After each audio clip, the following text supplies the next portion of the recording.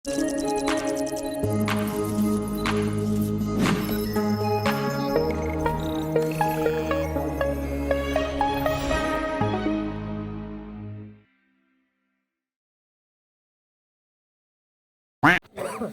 pa ako yan.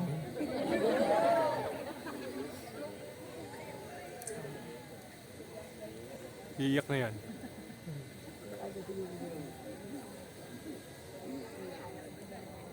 Let me start my vow in this Bible verse. Love is patient, love is kind. It does not envy, it does not boast. It is not proud, Ay, hindi ka pala iiyak ha? it does not dishonor others, it is not self-seeking, it is not easily angered, it keeps no record of wrongs. Love does not delight in evil, but rejoices with the truth.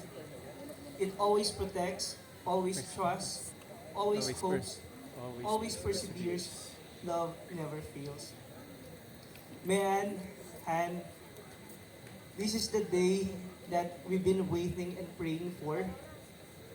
Maraming mga bagay ang nangyari sa loob ng 10 taon. Magaganda, hindi. But for what it's worth, I thank the Lord they happened. I'm sorry if it took me years before I proposed. I thought I was ready back then when I bought the engagement ring 3 years ago. But it was the time that our relationship was tested and it allowed us to get to know more each other, and that helped why we're both here today. I thank the Lord every time I remember you for blessing me such a lovely, amazing, and beautiful partner, and later on, my wife. I promise that I will always be by your side in every season of our life, especially during hard times. I vow to love, protect, and trust you. Hindi ka pala iiyak talaga ha? I also vow to...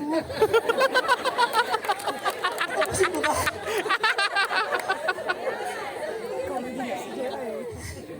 I also vow to be more patient and understanding sa maraming bagay. I vow na kukulitin ka, na ngumiti, kahit nakasimangot ka.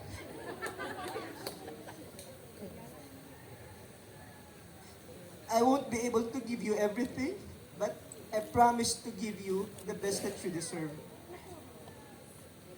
I always tell this to you, when things don't go our way, let's still choose to be happy and let that single moment steal our joy for the entire day.